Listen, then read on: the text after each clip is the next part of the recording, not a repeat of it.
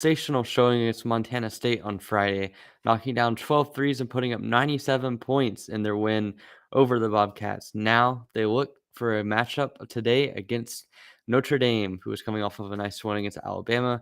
We'll break down that game and give our predictions on today's episode of Locked On Texas Tech.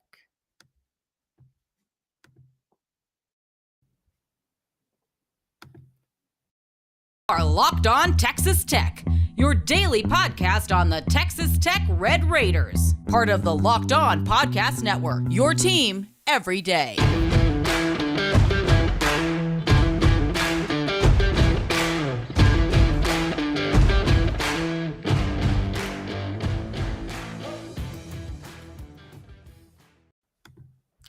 Welcome to Locked On Texas Tech, a member of the Locked On Podcast Network. We are free and available on all platforms. Thank you for joining us on today's episode, which is a Sunday episode. I'm Emory, longtime Texas Tech writer and analyst, and going solo today. Ryan's feeling a bit under the weather. Hopefully he will be back for next week. And today we are going to be talking about the win over Montana State, in which Tech was able to put up 97 points, which I did not expect in the first round. Certainly, that is a really nice offensive output for Tech. And then take a look at the Notre Dame game. Certainly, the game against Montana State, a lot of people predicted it to be a blowout. It was one of those things where really like the first few minutes of the game really just set the tone. I mean, Tech was able to jump out to a 30-9 lead early. DJ Shannon connected on all three of his first three-point attempts. The offense really looked good. At one point, they were shooting 9 of 10, and Montana State had more turnovers than baskets for the first 10 minutes or so. This was an absolute clinic, and really Tech took that first half lead and just slowly expanded on it for the rest of the game. I mean, you look at the coming in at halftime, scoring 52 points, which was tied for the second most that Tech had put up in a half all season. And then really coming down the second half and continuing to assert the dominance, ending up with 45 in that half as well. Obviously, you were able to get some guys like Buzo and KJ Allen some run, which was nice. And just in general, this was one of the best performances we've seen Tech put up the entire season. And it felt nice to be able to get it in the tournament against a Montana State team that really never stopped fighting. And I mean, that's one of the things. Obviously, you saw why this team won 27 games in the regular season. This was a Montana State team that certainly lacked the talent to be able to match up to Tech, but they kept fighting.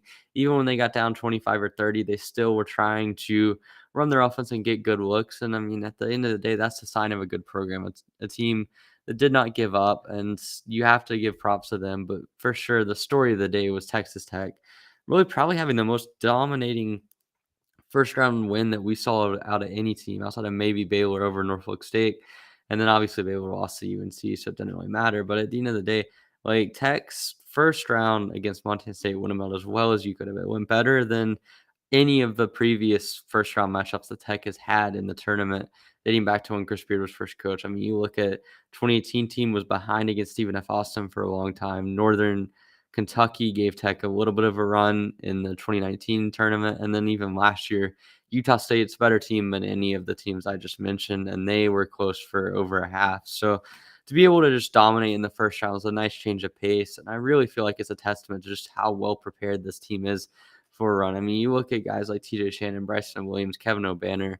It'd be easy for those guys to kind of be looking ahead a little bit. Certainly, this is a team that's beaten teams like Baylor this year. They've beaten teams like Kansas, teams that have been on the one line. It'd be easy to look ahead and kind of overlook this Montana State team, but it was clear from the get-go that this team was really taking this game seriously. You saw early on really good offensive sets. You were able to get a lot of ball movement, a lot of open perimeter shots, which is something that we really haven't seen at times this year. We've seen it kind of it's been lacking a little bit. So to be able to have that sort of offensive flow in the first part of the game, I thought was really nice, and it just carried through for the rest of the game. I mean, if you're looking at negative points from this game, I would say really the only thing is the turnovers are maybe a little bit high. You have 12, but that's going to happen. And I mentioned it a couple weeks ago that when the offense is flowing well, it's natural to have a little bit more turnovers. You're going to have more ball movement.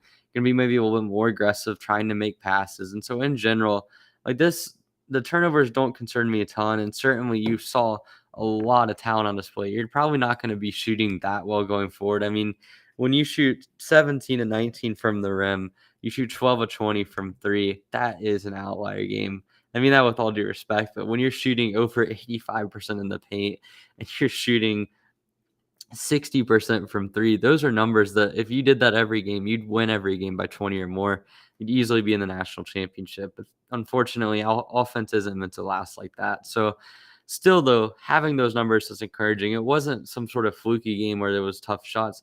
These were really open threes that Tech was getting. I mean, if you look at the 12 threes back on tape, I believe 11 of them were assisted and all of them were good looks. It wasn't like Tech was having to hoist up a lot of contested threes to be able to get those looks. They were able to generate 20 3-point attempts, and all of them, for the most part, were pretty much uncontested. So that's a positive sign. Obviously, being in the paint against a guy like Baylor for Montana State, and certainly the athleticism or the length that they had on that roster. And it wasn't just easy pickings in the paint. Like, I think you had to get a good amount of cutting and action going inside to be able to get that sort of freedom and get the opportunity to score in the paint. So to still end up shooting 17 and 19 at the rim really shows just how good this team was offensively, because Montana State had an emphasis on stopping the paint. We saw it in the game. We saw they really sort of tried to double Bryson Williams a fair bit, and Williams was mature. He was really patient making passes, and I think that at the end of the day, that really helped out Tech's offense. So all in all, it was a really good offensive performance. Defensively, I think you maybe let up a little bit more than you probably should have. Certainly,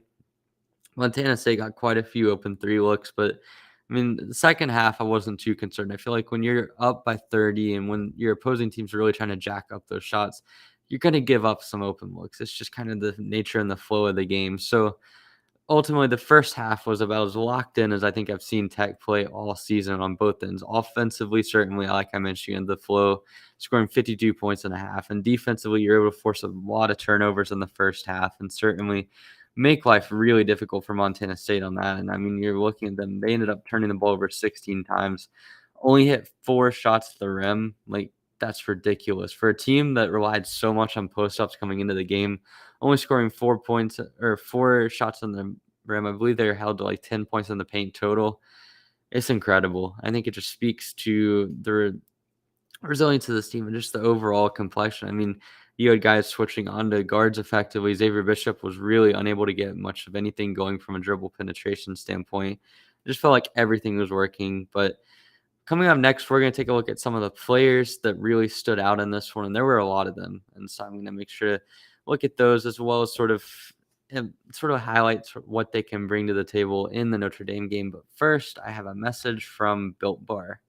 This is the time of year that I've pretty much given up on all my New Year's resolutions, but not this year. I'm sticking to my resolution to eat right, thanks to Built Bar. It almost feels like it's not really a resolution because I actually enjoy eating them. Have you tried the Puffs? If you haven't, you're missing out on one of Built Bar's best tasting bars.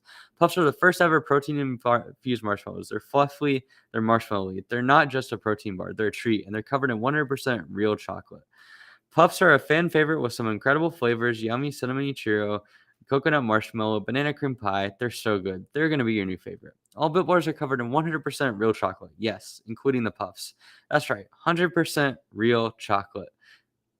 Low calorie, high protein. They replace your favorite candy bars, and they are better than your favorite candy bars. A typical candy bar can be anywhere from 200 to 300 calories, and Built.com can show you all the calorie information for Built Bars, but you should know that they are nowhere near that many calories. They usually only contain about 130 calories, 4 grams of sugar, 4 net carbs, and roughly 17 grams of protein. And that is incredible. Compare that to a candy bar, which usually has around 240 calories, way more grams of sugar, and dozens of net carbs. They also have really cool flavors like mint brownie, coconut almond, and new for this month, they have the white chocolate cookies and cream. All of these are delicious, and they always have new flavors coming out all of the time. If they think a flavor might be good, they will make it. It will be delicious, and you know it will be good for you. At Built Bar, they are all about the taste. They make it taste delicious first, and then they figure out how to make it healthy. I don't know how they make it healthy, but every single time they're able to do it. So go to Built.com, use promo code LOCK15 and get 15% off your offer. Use promo code LOCK15 for 15% off at Built.com. Thanks for making Locked On Texas Tech your first listen every day. We are free and available on all platforms. And really, taking a look at this Montana State performance for Tech, few players really stand out. First off, you got to say TJ Shannon came out guns blazing, 20 points, 3 of 4 shooting from 3. He's almost at 40% shooting from 3 on the season, which if you would have told me that a month ago, I would have thought you were insane. But such is what low shot attempts, a little bit of variance, and just a shooter that's really hot can do to you. I mean, Shannon has been looking so good as an off-ball shooter the last few weeks. We've seen it in the Big 12 tournament, and now we saw it against Montana State. Catch and shoot looks, he was draining them, and I think that was a really important thing for this game, because if he wasn't draining them, I think it would have been a little bit more difficult to pull away. Certainly, I mean, you were always going to have the athletic advantage, but to be able to be knocking down your shot, Shannon's three-point shot looked really good, and beyond that, I mean, I think that sort of opened up the rest of his game. He was more aggressive attacking the rim after those first three-point shots, and was able to get to the foul line quite a few times. I believe he took 8 free throws, if I remember correctly. Yeah, ended up taking 8, made 7 of them. And then the other thing that really stood out in this game was his playmaking. And people are going to look at the 6 assist total and immediately assume that, but I think the more important thing was the type of assists he was getting. A lot of them were coming on downhill drives where he was able to see the defender rotating and make the pass, whether it be to the corner, to a cutting guy, or anyone else really. And that just shows sort of the maturity that TJ has shown. And I feel like we brought it up a few times on this podcast, just looking at his development as a playmaker, but it bears repeating because this is one of the things that early on in the season, before the back injuries really started to flare up, we saw some really good development from TJ as a ball handler. We saw him making good reads. We saw him sort of initiating the offense more. And so for him to be able to kind of take on this role a little bit more as the season winds down, it's something that I think can really open up the potential for Tech's offense, because if he's able to drive and make those plays, then it's going to open up open shots for other guys like an Adonis Arms or like a Davion Warren. And if you can get those open shots, I think it's going to be a lot easier to sort of hit them, because at the end of the day, like, this Tech team has not been great at shooting threes, but they've also got capable shooters. I mean, Arms is a guy that can knock him down. Davion Warren's roughly 30%. Kevin McCullough's been around that total. Like, those aren't great guys, but they're guys that you can utilize. Also, you have guys off the pick and pop like Bryson Williams or Kevin O'Banner. I think you can really utilize that game. And something we saw against Montana State as well. Really sort of in the second half, the pick and pop options opened up. Even if O'Banner wasn't able to hit a three, you still had that sort of gravity that was sort of pulling the defense away from guys like TJ. And I just think that it helped out to have TJ knocking down those threes and then eventually making really good decisions as a playmaker. Another guy that I felt like was really impressive as a playmaker was Adonis Arms. And the stat sheet doesn't really bear it out too much. He had 4 assists, 2 turnovers, or 3 assists, 1 turnover, excuse me, and ended up with 15 points. But I think the more impressive thing for me was just his maturity as a playmaker and his ability to consistently not get too out of control. We've seen that at times this year, but lately he's been playing within himself. And I mentioned pregame that was going to be one of the important factors, is just not beating yourself, not letting Montana State get free opportunities because of sloppy plays. And Adonis Arms did a good job of staying under control. I feel like in the first half, we saw a lot of him as a ball handler. And I felt like that was a key for the offense, as it wasn't necessarily him being exclusively the primary ball handler, but just him being kind of a pulse and being in control really helped out. And again, you can say the same thing for Kevin McCullough, who was the one that had 4 assists, 2 turnovers. He was someone that I felt like had a nice game as well in pushing in transition, making good decisions in that sense. And that's something he's been good at. And just in general, those guys were really good playmakers. Arms added in 15 points. Was as aggressive attacking the rim as we've seen him in a little while. Ended up taking 6 free throw attempts and had a couple of really nice drives in that one. I think that his driving ability is something that I maybe overlooked coming into the season. And certainly I think it's something that Tech could utilize a little bit more often. But to see him have that sort of game in the tournament where he was being really aggressive, it's nice to see. Obviously, McCullough had 10 points, also had 2 steals that were worth noting. I believe both of them came in the first half. Went 5 of 5 from the 2-point range. He had a couple nice mid-range shots. One of them was a fadeaway late in the shot clock that I noticed. And that's just important because he's never going to be an elite shooter, I don't think. But if he can be hitting those mid-range shots, he's a smart player. He's able to recognize the shot clock situations well. He's a good mental timer in his head. I think that it helps him out in that sense. So if he's hitting those difficult shots, watch out. And certainly I don't think the Tech wants to be taking a lot of those contested mid-range shots, but when it gets down there and you know you have McCullough and you know that he's capable of hitting those shots, it makes you more comfortable. So a good game from Kev, really good game from everyone. I mean, Bryson Williams had quite possibly his quietest 20-point night of the season. 4 of 5 from 2-point range, 4 of 5 from 3-point range, had 4 turnovers, but also 3 assists. I think the assists are probably more important because if you're looking at his ability to make passes out of the post, that's going to deter teams from doubling him quite as often. And for me, that's more important. It's also worth noting, I believe he had 2 dead ball turnovers in this game. So really, it was only 2 live ball action turnovers. And that's always worth distinguishing because live ball turnovers create the opportunity to score for the opponent to score in transition opportunities, usually more efficient than half court opportunities. And just in general, it can lead to pretty massive disadvantages. So obviously, not turning the ball over in general is not ideal. But if it's on dead ball turnovers like a charge or like a travel, which I think you have one of each, you can live with that. So another really nice game for Bryson Williams. In other words, water's wet. Looking at some other guys, obviously you had Davion Warren, who I felt like had kind of a quiet game, if that's possible. In the second half, he certainly picked up his offensive intensity. I believe he had 8 of his 10 in the second half, or 7 of his 10 in the second half. And actually led the team in minutes with 29 minutes, had 2 steals as well. O'Banner had a really efficient night, ended up with 11 rebounds. So he ended up with a double-double, 10 points, 11 boards. Really didn't have anything going from the perimeter, but his ability to get offensive boards and putbacks and just in general be a presence on the inside was something that really stood out in this game. And then looking just a few other guys to round things out. Obviously, Bacho, I think, had a little bit of a rough game, but it was nice to see him get 15 minutes of action and really kind of get his legs back under him. Certainly, Malik Wilson had the singular highlight of this game with a 360 dunk that wasn't to be. Man, I wish they didn't call that back. That was one of the coolest plays I think I've seen as a Tech fan. And, I mean, is it as good as a Zaire dunk? I don't think so, but if you're looking at all-time dunks in Texas Tech tournament history, you've got the ham slam, you've got the Zaire's dunk, and you should have had the Malik Wilson dunk as a third-place dunk. So to not have that sucks, but Malik still had a good game regardless of that. I don't know if it was the most intense game or the one where he really stood out the most, but certainly to have the defensive presence, as always, I felt like he did a really good job on Xavier Bishop whenever he was matched up with him. That's an important component. And the thing I've been waiting for the most, I got to say, it is so nice to see Buzo knocking down shots. He ended up with 8 points in only 6 minutes of action, 2 of 2 from the three-point line, hit a nice mid-range shot off the dribble.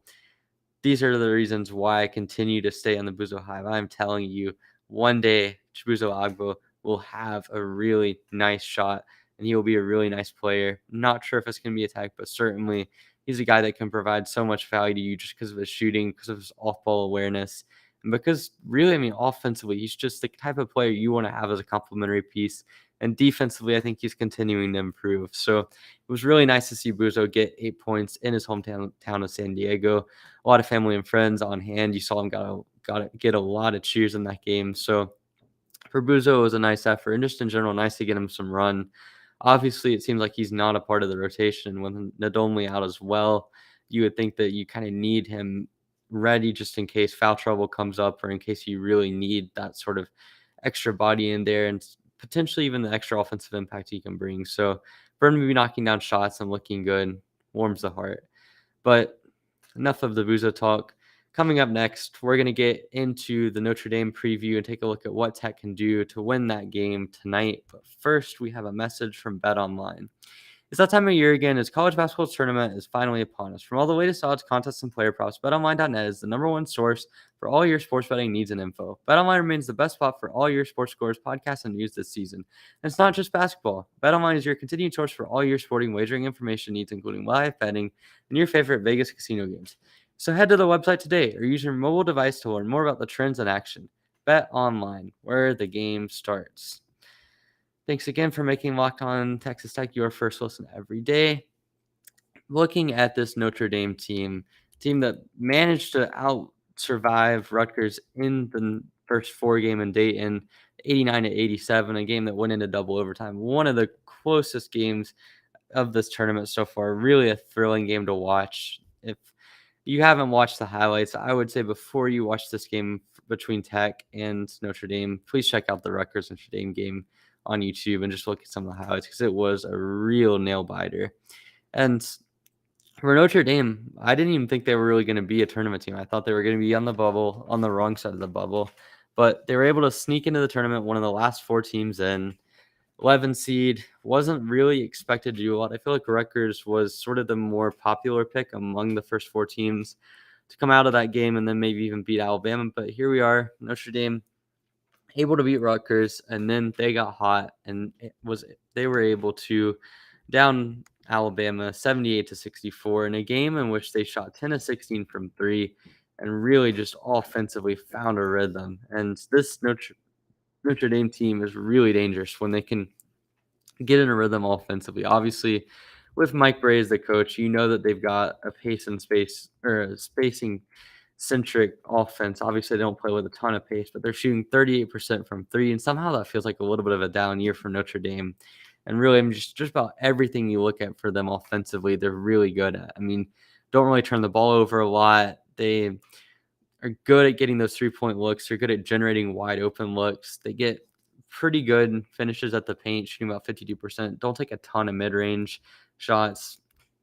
And just in general, this is one of the most efficient offenses you're going to watch. It's not one that really relies on a ton of pace. It's not one that has a ton of dribble penetration and ball movement in that sense. They're really reliant on good passing, good cutting, and really just good off-ball movement. So it's a fascinating offense to watch. It's up there with Davidson and Gonzaga for me as one of my most fun non-tech basketball watches in college basketball.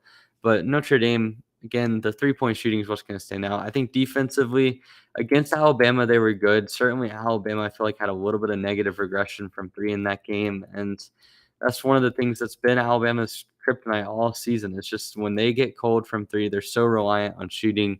It's just difficult for them to win games. And unfortunately for them, they got cold at the wrong time. But credit to Notre Dame, their defense was good. Certainly forced a good amount of turnovers. Really did not allow Alabama to get a ton of easy transition looks either. So this is a game Notre Dame deserved to win. It's one that there might have been an upset pick, but it wasn't a significant upset. And now they come into this game against Tech. Obviously, they're going to be the underdogs, but they do have a lot of talent on the roster. One of the most intriguing pieces for them is the freshman Blake Wesley, who is probably their only real draft prospect, and he averaged about 14.5 points per game. Had an 18-point effort in the game against Alabama, where he shot 8 of 13 from 2, 0 of 1 from 3. Really, this was a much-needed game for Wesley because he had struggled in the Rutgers game. He was probably one of the most inefficient main ball handlers that we've seen in the tournament so far in that game. And really, I mean, you look at his numbers, he shot 4-17 in that game, ended up with only 8 points, and that was despite playing 42 minutes of game action. So for him to sort of shake off that game, and as well as that, I believe he'd kind of been struggling a little bit coming into the tournament. Obviously, you had a 9-point effort in the ACC tournament, first-round loss to Virginia Tech, and so for him to be able to shake that off was impressive. Wesley is, in general, one of the best freshmen in the nation. He's got a fair amount of draft hype as a late first-round pick, potentially. Certainly, his defense as a wing is really impressive. He's one of the more athletic guys out there. Three-point shot is a little bit questionable, only 31%, but he's hoisted up a lot of them, over 5 a game for them this season. So Wesley's one of the more intriguing players on the roster, only 6'5", but he certainly looks a lot taller than that, plays a lot taller than that. It's one of the more versatile wings you're going to find. And then beyond that, you've got Paul Atkinson, the big in the paint. Might be one of the most efficient paint players you're going to see in this tournament. Shoots about 68% from the rim. Doesn't really dunk a lot. He's very much sort of an old school style, certainly in the sense that he plays like he's about 40 and gets a lot of his points off of rolls, a lot of them off of offensive boards. Certainly, he's not the most athletic or the quickest guy out there, but he's also a guy that they can afford to play a fair bit of minutes. And his rebounding, he's the only real good offensive rebounder on their roster. If you look down the line, this is one of the worst offensive rebounding teams in the nation, really a below average rebounding team in general. So it's one of those things where as a team, they're really reliant on Atkinson to really control the paint, get those second chance opportunities, and kick it out to the shooters. He's a relatively decent playmaker for someone of his size. So Atkinson's going to be an interesting watch and probably not someone you can afford to double as much as you would a guy like Nate Watson. Beyond that, you've just got a team of shooters. You've got Dane Goodwin, who's one of the best shooters in the nation, shooting 45% on just over 4 attempts a game. You've got Cormac Ryan, who was absolutely red hot in the game against Alabama, 7-9 from 3. He's not quite as efficient of a shooter as good one is, only 40% from three, only 40%, but still a guy that you cannot afford to leave open. Then you've got the big man, Nate Wazowski, is a 46% three-point shooter. And I mean, that's the thing. This roster is just full of shooters. Then you've got Prentice Hub is a 31% shooter. Trey Wirtz is 38%. Like, these guys, they're guys that can, for the most part, thrive off the ball. They cut well, they shoot well, they get a lot of open looks. And if you do not guard up well off the ball, you are going to get torched by them. And that's one of the things we've seen from Tech this year that they've struggled a little bit with, is guarding off the ball.